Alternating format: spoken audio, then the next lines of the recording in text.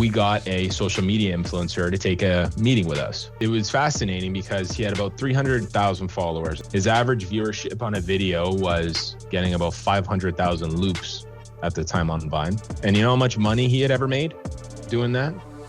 $50. It's the most money he had ever monetized. And we just our jaws dropped being like, that doesn't make any sense. So we really just said to him, it's like, Ray, our only guarantee that we will make you is we will make you more money than what you have currently made. I had this desire to think about how does technology affect our ability to scale? Because in this industry, there wasn't a technology that could cater to a talent agency and an advertising agency combined. So we went out and we built our own technology to help fuel this entire engine. And that was a real inflection point because it allowed us to scale much faster. So during the years of COVID, the first year of COVID, every single person in our space was scared. We took the opposite approach where we started hiring the best talent there was in the space, being like employees, and just said, we're going for it. It was a bet, it was a gamble, but I've always been risk takers in the sense of knowing where to place our bets.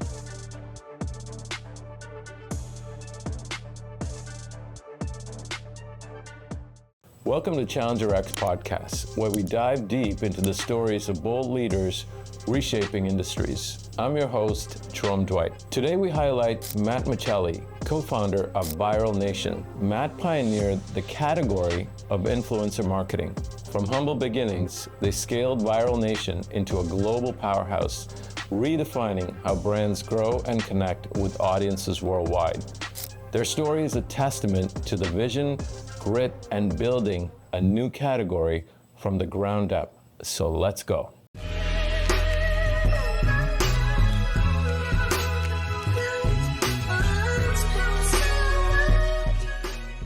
Matt Michelli, great to have you on the Challenger X podcast.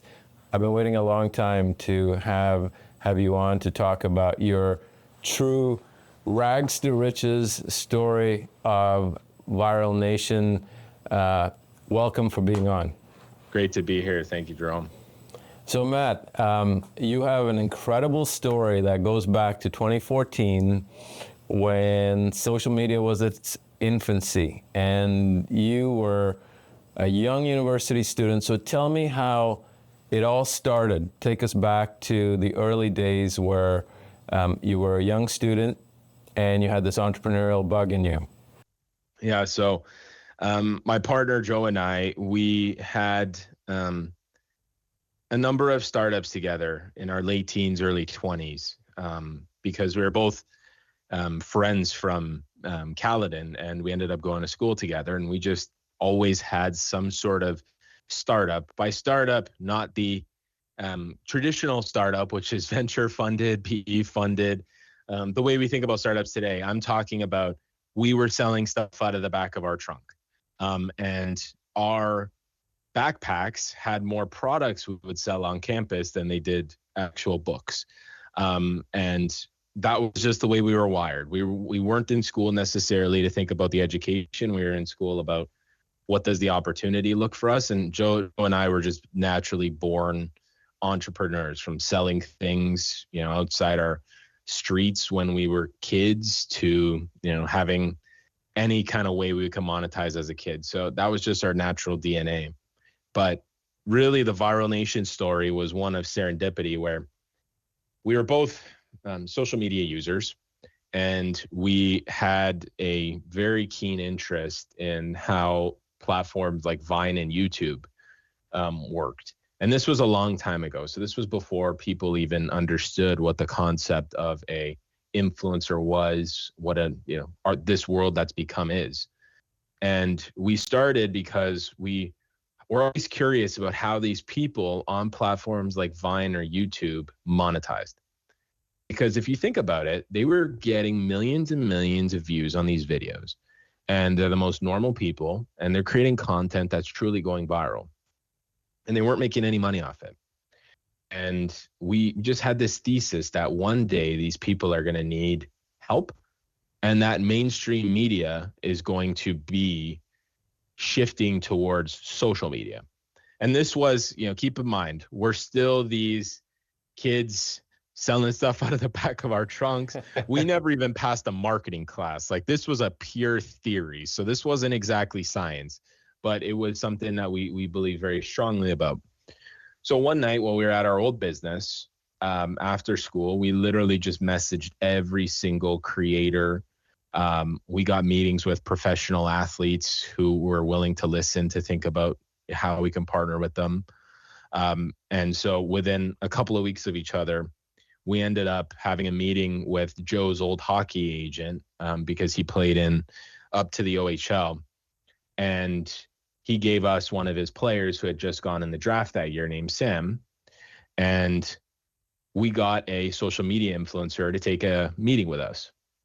And it was funny because we were going to Waterloo, Ontario, and we were meeting with this gentleman named Ray. And he was a parking lot attendant for the Windsor Spitfires. And we met with him. We took him for sushi and Starbucks. And it was fascinating because he had about 300,000 followers at the time. His average viewership on a video was getting about 500,000 loops at the time on Vine. And you know how much money he had ever made doing that? $50. It's the most money he had ever monetized. And we just like, our jaws dropped, being like, that doesn't make any sense. How haven't you done a brand deal? And then he said, well, big brands aren't advertising on social media yet. So we really just said to him, it's like, Ray, our only guarantee that we will make you is we will make you more money than what you have currently made. And $50. Yeah, $50. It wasn't a hard, mountain to climb. So he took, he signed a 5-year exclusive agreement with us on the spot. No, that would have never stood up in court, I'll tell you that much. But he trusted us, and we'll circle to it, but he's still with us today, and he's one of our highest producing agents 11 years later. But anyway, so by sheer grunt and labor, not how creative we were, not how great at sales we were, we emailed every single marketing company brand in Toronto. And we asked, hey, are any of you interested in working and doing a deal where our two creators, being the only one that's creators, Ray, he'll film content and then they'll post it on Vine with him and Sam. And we got one response, and we ended up closing a deal. And it was $10,000 for both Ray and Sam. And we were one of the first companies to ever put a big brand on Vine. And I remember like it's yesterday, Ray's mom, Filipino immigrant, came here with nothing, still, very, working class, drove all the way from Windsor, Ontario to thank us and how we changed her son and their family's life. And then it just kept snowballing. And then from there, every single person had asked Ray, hey, how did you guys make that money? How'd you do that deal? And then he just pointed and said, hey, those dudes from Mississauga, Ontario. And then half the people I talked to had no idea what Toronto was, let alone Mississauga, Ontario. But, within months, we found ourselves in LA bi-weekly, and, the rest is kind of history. Wow, what a meteoric rise from just taking action.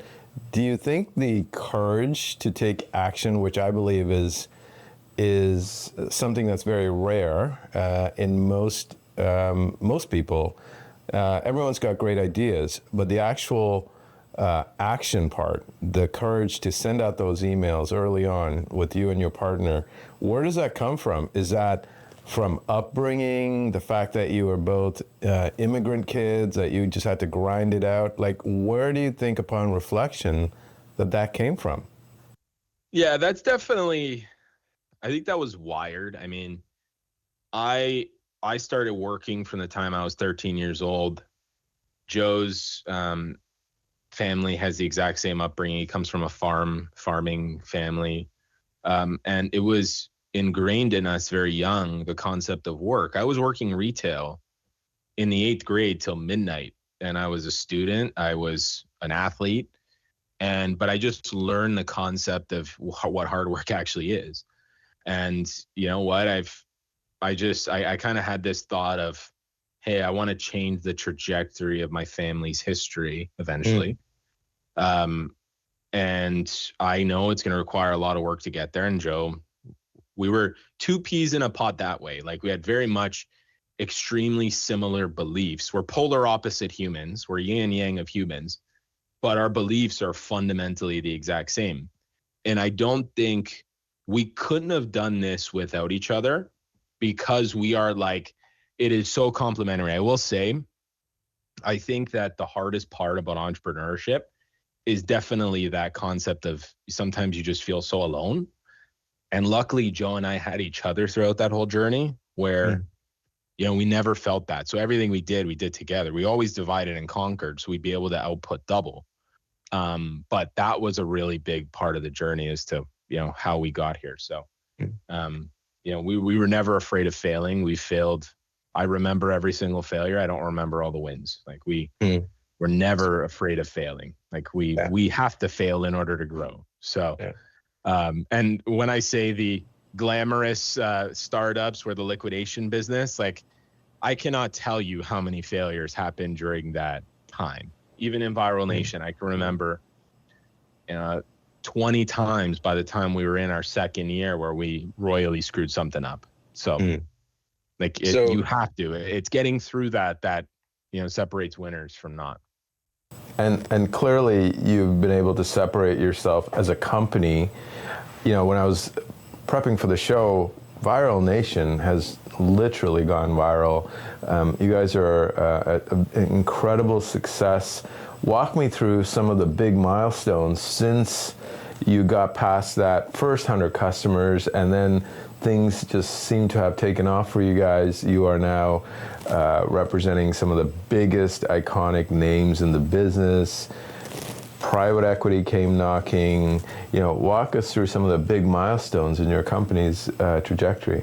Yeah, I'd say so there were two or three major inflection points. The first one was, it was about a year to two in, where we decided to flip the business model to go after the other side of the equation. So the beginning of it, we were talent agents. So like your Jerry Maguires, your CAAs, UTAs, WMEs, we were those people for influencers.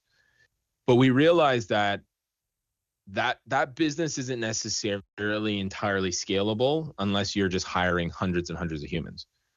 So we decided to open the other side of the equation, was the brand direct business, which was we'd be the advertising company behind the brands. So instead of us having to go to the brands, because what was happening early on, Jerome, was we'd go to, Sugarcrisp cereal as an example. We'd be going to Sugarcrisp's agency. They'd be doing, we'd be doing everything. We'd be coming up with the creative, shooting the content, managing the talent, doing the entire thing. And then they would put agency fees on top of our fees to get something done, where it was highly inefficient. And the timing to get stuff done was terrible. So we just said, eliminate the middleman. We want to go to the source. And that was kind of our thesis, where we decide, okay, we're going to own the brand. And then once we did that, the budgets go from, you're a fifth or a tenth of a campaign to you owning 100% of that budget. And you may not have to use Viral Nation talent, because remember, we don't represent everybody. We don't represent every single creator in the world. It's impossible. So that business is, we are the partner to the brand. Whatever's best for the brand, that's where we deploy. It could be on TikTok, it could be on Instagram, it could be on YouTube, it could be anything. And it could be multi-service. It's not just creators. We do paid, we do content, we do social. We've done events. And that's a different side of the equation. Now, that was one of the main reasons why we scaled tremendously. Like, that business compared to our talent business, it's 10 times the size, even today. And because we own the brand budgets, those who control the money hold the power. And that led us to scale. The next one was, and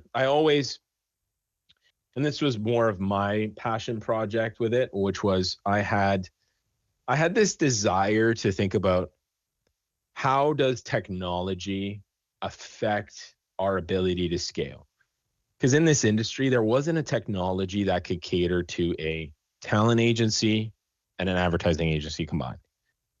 So we went out and we built our own technology to help fuel this entire engine. So it serviced our brand customers, it gave them best-in-class measurement analytics, and creator management. And then on the other side, it helped us manage all of our talent. And that was a real inflection point because it allowed us to scale much faster. And that's why technology is so important. And it was like Deloitte having their own sales force, right? Like that was really the thesis behind it. And then the, call it third piece of this was COVID. COVID was the time where traditional media couldn't be traditional media anymore. Why? Everything's closed. Nobody's watching TV other than streaming. There's nothing programming that can go on. Nobody's looking at a billboard. Hardly anyone was reading a paper at the time, where everything transitioned way more digital. So during the years of COVID, the first year of COVID, every single person in our space was scared. They're like, advertising's done, we're screwed, blah, blah, blah. We took the opposite approach where we started hiring the best talent there was in the space, being like employees, and just said, we're going for it. This is going to be the wake up call that this industry needs in order to really just catapult. And then since then, the rise of social media has just been astronomical because where are people consuming content now? Where's this podcast going to be syndicated to? What do we spend other than being with a human at work or at home? What are we doing? We're on our phones. We're on some sort of social outlet. And guess what Viral Nation is doing? Viral Nation is capturing the attention of that person in some way. So it was the bet. It was a gamble, but we have always been risk takers in the sense of knowing where to place our bets. What a great story.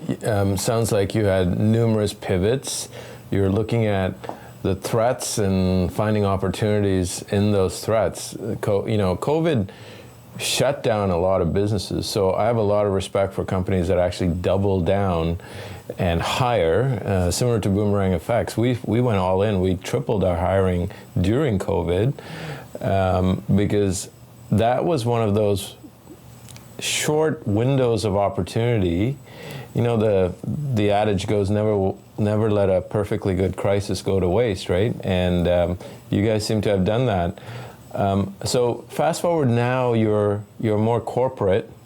How has life changed for you? How have you guys, adapted from the DNA of entrepreneurial, agile, nimble? Are you still holding on to that? You know what I say, the only reason I will continue to do this and Joe will continue to do this and our company will scale at the pace it is because we keep that DNA in our walls.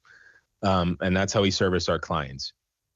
Sure, we act with the most professionalism, all the necessary things a corporate environment has to have. But I think our secret sauce has always been the fact that we can be nimble, we can be fast, we can get things done efficiently, and we can get things done in a way that no one else can just because of the infrastructure and scale that we've built.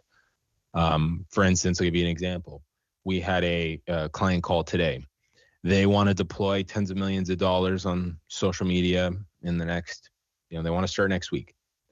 We already have the necessary agreements in place to be able to do that and kick off tomorrow. So, and we have the infrastructure to do it. There's 250 people in that part of the business. There's another 150 in the rest of the business. So there's enough scale and enough agility to be able to handle customer needs no matter what gets thrown at us. And that's how we have to operate always, no matter how far we grow and how much, how much bigger we get. And that's kind of the DNA of successful Viral Nation employee. It's not your typical corporate environment. And believe me, a lot of people, this isn't the environment for them. But the people that fit that culture and DNA, it's entrepreneurship, right? We want to hire entrepreneurs. It's like your own business inside a business. That's the real type of person that's successful here. A great way of framing that. Yeah. That's kind of how we know we're going to build a successful culture. I like the emphasis on speed and agility.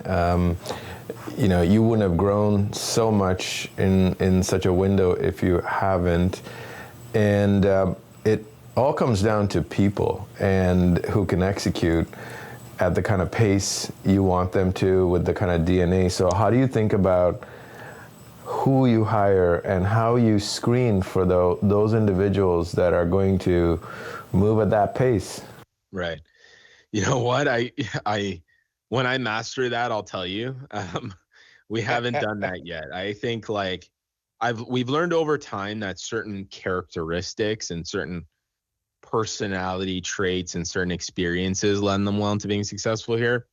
But long gone are interviews where, I ask people about their educational background or, what they've done in, roles 5-10 years ago. I think like I take a very psychological approach with my interviews where I want to know about the person. I want to know about what they're about, their beliefs, how they work, how they operate in the ways in which they work, not what are their physical skills, hands-on keyboard, because certain things can be taught.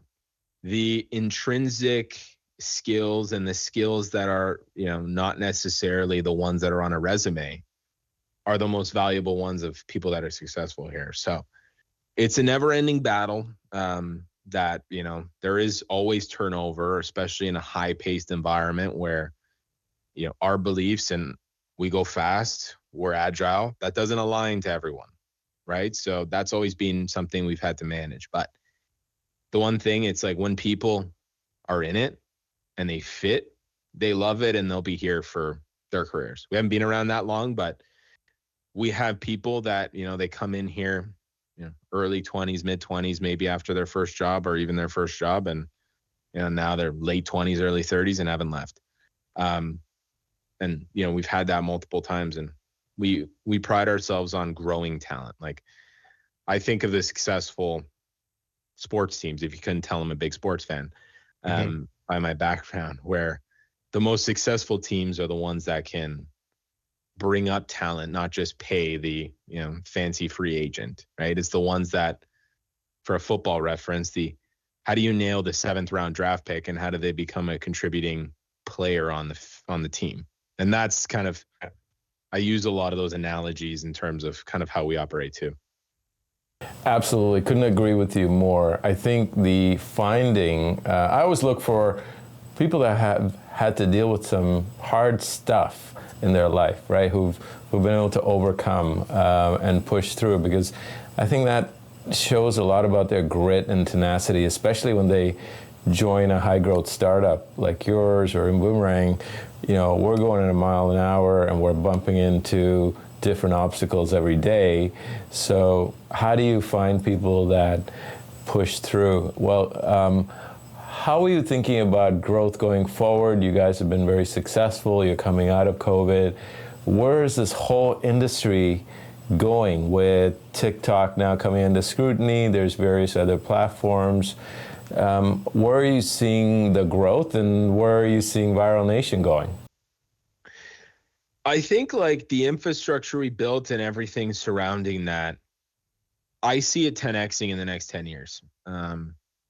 I think we're still very early on in this space. I mean, I don't know the exact percentage, but the concept of influencer marketing is still, single digit basis point on the percentage of global advertising. So it's got like minimum 10x the size over the next 10 years. Now, our business model is fundamentally two things. It's relationships with influencers and then relationships with brands. I don't see a world where brands aren't going to be advertising all over digital platforms, right? I think like that's going to dramatically increase.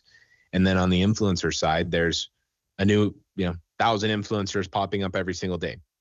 And, some of the talent agencies that have been around, they've been around like 100 years.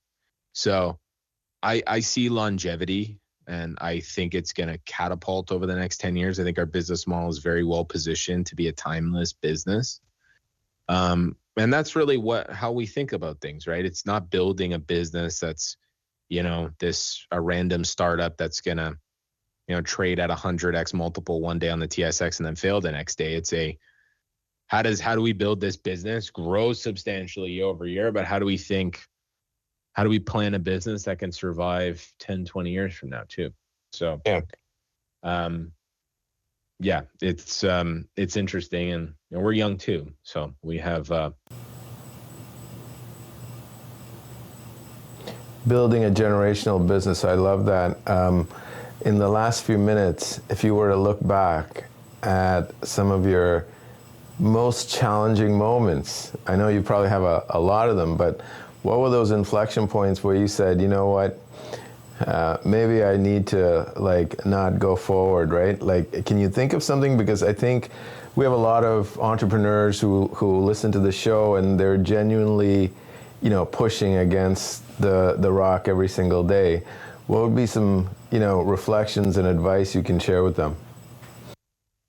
I think the one thing that I wish I had learned earlier, Ron, was in regards to employee relations, you can't get too emotional when you're dealing in certain circumstances where people want to leave, people aren't happy about things. It's very easy to put your personal feelings, especially early on, right? This, when you're dealing in a small business, you're around people, you're seeing them 5 feet away. So you get emotionally attached to people. I think that piece was the hardest piece that we had to go through, which was you oftentimes, people seek new opportunities and then you lose your mind. Just because you're thinking people are going to be with you forever. You know what? It's okay to actually give a crap about people, and actually want to have people around. I think that's important, and I think that authenticity is important. But I would say you can't get too emotional around it, right? It's people, they are employees. Some of them are equity holders, whatever it may be, but it's not something that you can't get too emotional about things, and people leave. It's the natural course. And, a lot of people are replaceable, right? You're always going to think this person is not replaceable. There's 8, 9, I don't even know how many billions of people out there, right? There's going to be people that can pick up the slack, right? Your partners and your founders are irreplaceable no matter what. Those are the types of things you got to think of. So I think those, because I always reflect what are the situations that hit me the hardest, and it was those. Not clients. You'll lose clients, you'll pick up clients. That'll always happen. It's that piece around human connection. You couldn't have said it any better. I fully align with even my experience in entrepreneurships. Matt Michello, what an honor. You are a true role model for Canadian entrepreneurs, the real deal. And at a time when, Canada's a bit under the spotlight, you're a great example of what can come out of Canada. I'm so proud to have had you on this podcast and for sharing your story, and would love to have you back on. Thanks a lot for your time. For sure. Thank you, Jerome. Yeah, proud Canadian. Could have moved to the U.S. Doesn't matter. It's I'm happy to be a Canadian company and stay Canadian for as long as I can. So thank you for having me. Appreciate it.